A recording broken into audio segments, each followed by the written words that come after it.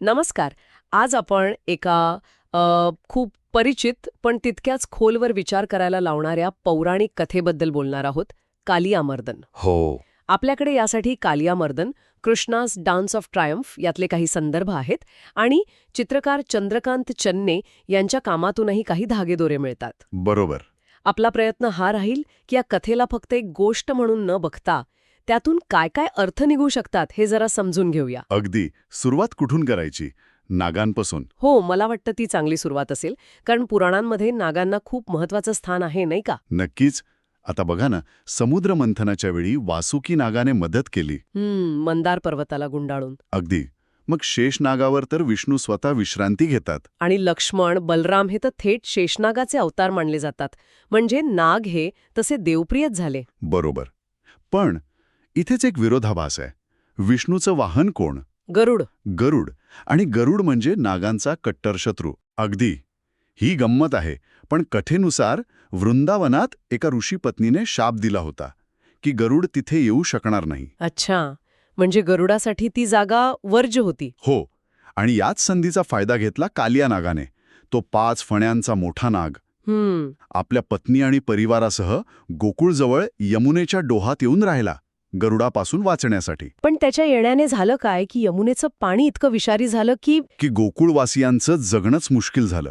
जनावरं, माणसं मरू लागली. म्हणजे बघा, जो स्वतः शत्रूपासून वाचायला आला तोच इतरांसाठी एक प्रकारे शत्रू किंवा धोका बनला. बरोबर. त्याच्या नैसर्गिक प्रवृत्तीमुळे म्हणा किंवा. आणि याच वेळेला मग कथेत एंट्री होते आपल्या बाळकृष्णाची, तो पिवळा पितांबर नेसलेला. हो. आणि कृष्ण काही विचार करत नाही. तो थेट यमुनेत उडी घेतो. लहान मुलगा, पण धाडस बघा. धाडस आणि दिव्यत्व दोन्ही. तो कालियाच्या त्या विशाल फण्यांवर उभा राहतो आणि नाचायला लागतो. युद्ध नाही करत. नाही, हेच तर विशेष आहे. तो नाचतो. हा नाच म्हणजे काय तर कृष्णाच्या शक्तीचं, त्याच्या निर्भयतेचं प्रदर्शन आहे. अहंकारावरचा विजय आहे तो.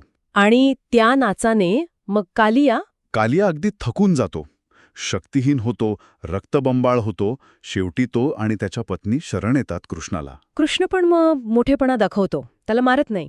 नाही, उलट त्याला क्षमा करतो आणि गरुडापासून अभयसुद्धा देतो. अच्छा, अभय देतो. हो.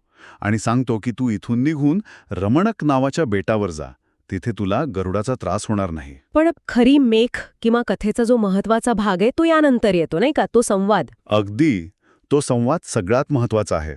कृष्ण त्याला विचारतो. काय विचारतो? कृष्ण म्हणतो, अरे कालिया, तू तर देवप्रिय नागवंशातला आहेस, मग इतकं विष का ओकतोस?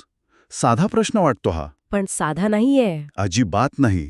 आणि त्यावर कालियाचं जे उत्तर आहे ना, ते आपल्याला एकदम विचारात पाडतं. काय उत्तर देतो तो? तो म्हणतो, देवा, मग काय ओकू? तुम्हाला विषाशिवाय दुसरं दिलंय आहेस तरी काय ओकायला? बापरे, म्हणजे हा तर थेट निर्मितीवरच प्रश्न आहे. बरोबर. तो जणू म्हणतोय की माझ्यात विष तूच भरलायस, मग ते वापरल्याबद्दल फक्त मला दोष का देतोस? हे ऐकून एकदम समुद्र मंथनाची आठवण येते. अमृत देवांनी घेतलं, आणि हल्लाहल विष. ते बाहेर आलं तेव्हा काय करायचा हा प्रश्न होता. फक्त महादेव पुढे आले आणि त्यांनी ते प्राशन केलं. अगदी. कालियाचा प्रश्न जणू हाच आहे की जर निर्मितीमध्येच विष आहे तर ते धारण करणारा पूर्णपणे वाईट कसा? याच विचाराला जोडून मला चंद्रकांत चन्ने यांच्या संदर्भातल्या त्या ओळी आठवतात. कोणत्या? तेच घाव करीती फिरुनी ह्या नव्या कट्यारी, तेच दंश करीती आम्हा साप हे विषारी. अगदी बरोबर जोडले. चन्ने यांच्या कामात अनेकदा हा विचार येतो की परिस्थिती, व्यवस्था माणसाला कसं हतबल करते, कधी कधी विषारी बनवते. म्हणजे कालियाचं म्हणणं एका वेगळ्या अर्थाने इथेही दिसतं की जर परिस्थितीच तुम्हाला तसं बनवत असेल तर दोष केवळ तुमचा कसा? बरोबर. हा खूप मोठा नैतिक प्रश्न आहे. जबाबदारी कोणाची? निसर्गाची, देवत्वाची की फक्त त्या व्यक्तीची? आणि म्हणूनच कृष्ण त्याला मारत नाही, त्याला नियंत्रणात आणतो, त्याची जागा बदलतो. हो, कदाचित संदेश हाच आहे की आपल्या आत किंवा समाजात जे विष आहे त्याला पूर्णपणे नष्ट करणं शक्य नसतं किंवा योग्यही नसतं. त्याला समजून घेऊन त्याला योग्य प्रकारे हाताळायला हवं, नियंत्रित करायला हवं. कृष्णाने तेच केलं. खरंय. म्हणजे ही कथा फक्त एका राक्षसावर मिळवलेल्या विजयाची नाहीये. नाही, ती आपल्या आतल्या द्वंद्वांबद्दल आहे, आपल्या प्रवृत्तींबद्दल आहे. आणि कालियाचा तो प्रश्न, तू मला विषयाशिवाय दुसरं काय दिलंय ओकायला, हा खरं तर आपल्या प्रत्येकाला लागू होतो कुठेतरी. अगदी. आपल्यातील नकारात्मकतेचं मूळ काय, आपण त्याला कसं हाताळतो, हा विचार ही कथा नक्कीच आपल्या मनात सोडून जाते. त्यामुळे श्रोत्यांनीही विचार करावा की आपल्या आयुष्यात येणाऱ्या कालियांना, मग ते बाहेरचे असोत किंवा आपल्या आतले, आपण कसं सामोर जातो. त्यांना संपवण्याचा प्रयत्न करतो की कृष्णाप्रमाणे त्यांच्यावर नियंत्रण मिळवून त्यांना योग्य दिशा देण्याचा प्रयत्न करतो. हा विचार करण्यासारखा मुद्दा आहे.